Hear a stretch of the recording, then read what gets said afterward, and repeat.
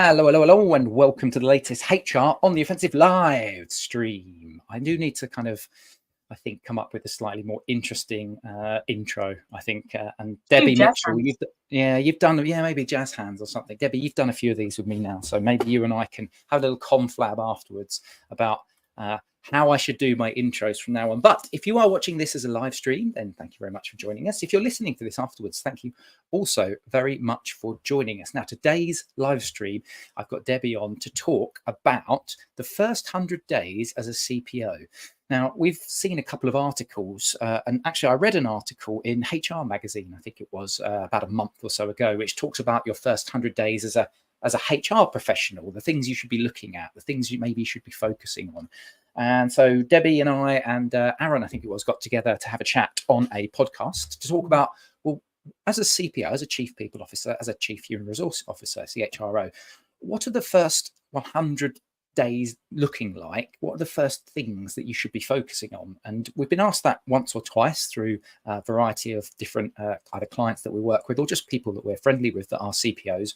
And we've asked that question as well. But we thought we'd do a very, very short live stream today, maybe 5 minutes, 10 minutes. And Debbie's got, I think, 3 kind of key things. If you're only going to do 3 things in your first 100 days, I mean, there's obviously a lot more that you'll do in your first 100 days. But we just wanted to call out, didn't we, Debbie, just those 3 top things to think of if you're a CPO, you're new in role, and you're looking at those first 100 days. So do you want to just give us a bit of a background on what you're thinking there with regards to 3 things to think of? Absolutely. So I guess the first thing to say is, why do we always call it 100 days?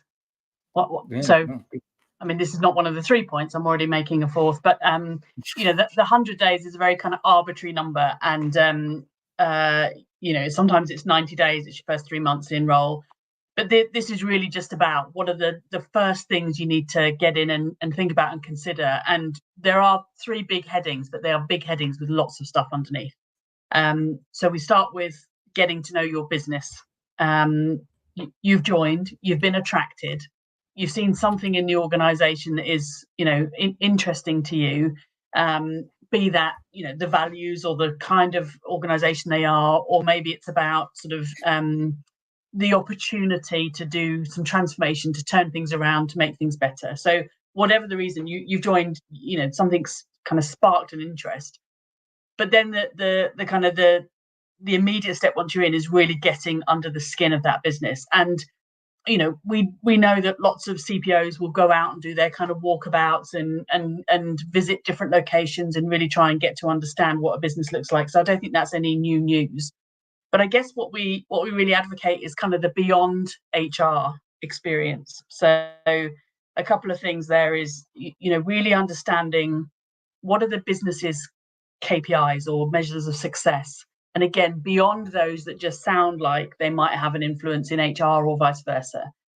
So really understanding what are those key business metrics, how are we measuring success or otherwise, and how can I as the CPO begin to influence or impact on those KPIs? Again, they don't have to be people related. It can be your sales numbers, it could be your customer service, your NPS, those kind of things. But how can I have an impact on those? What could be in my strategy that might really help to drive those to where our board needs them to be? And then sort of the second point of that is about really getting a voice of the customer into your experience as sort of part of getting to know the business. So we talk about things like, again, we've spoken to lots of CPOs who would go and do a back to the floor type of activity. So getting people back to, in retail, we've heard of CPOs sort of working on the shop floor. And some retail organisations actually mandate some of that they would require you to be on the shop floor, particularly for execs, a couple of weeks for every year, for example. But again, we really advocate it. Get behind the counter, get on the phones to the customer, really hear and experience what the end user of your business is doing. And then the backtrack is to think about how can I as a CPO help to shape that experience that our customers are getting. So really understanding that voice of the customer. The other angle of voice of the customer, of course, is what are the customers for HR experiencing? So that brings us a bit into getting to know the people. So we've done get to know the business, now get to know the people. And again, I think there's a few things here. So we talk again about the obvious kind of stakeholder groups. Get to know the board that you're going to be part of. Get to know the union groups who are going to represent, or the employee representative forums, or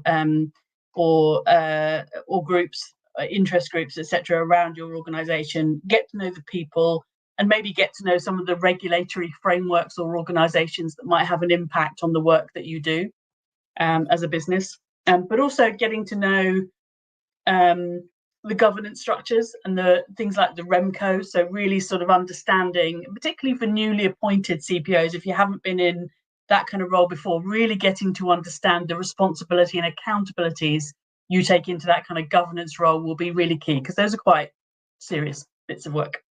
Not all serious, but those are quite particularly serious bits of work. Yeah.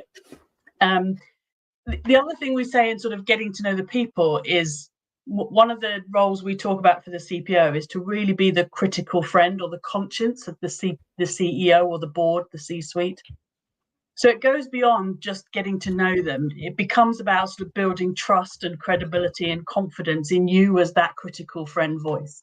So the things that nobody sort of wants to tell the senior leaders in the organization, you might be the one who has to do that. And it doesn't always have to fall on the CPO's head, but we do see that as a critical role, is being a key role, is being that critical friend and really offering up some sometimes unpopular opinion, but really, again, sharing the voice of the employees around the organization, maybe the voice of the customer, and sort of advocating for your employee experience.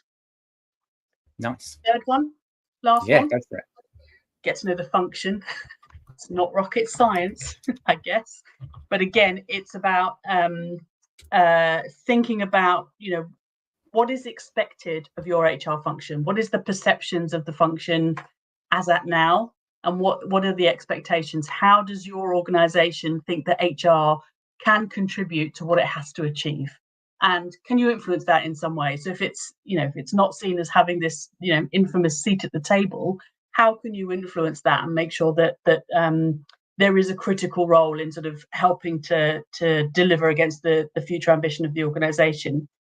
And then thinking about, have you got the right talent in the right place to be able to deliver against that ambition? So, understanding really sort of who you've got, where their talents lie, and where are they best utilized in your organization with that kind of strategy or ambition in mind.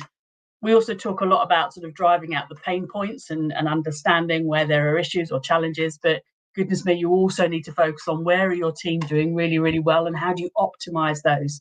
Very often we look at we look at how you can optimize the strengths to address some of those pain points or challenges.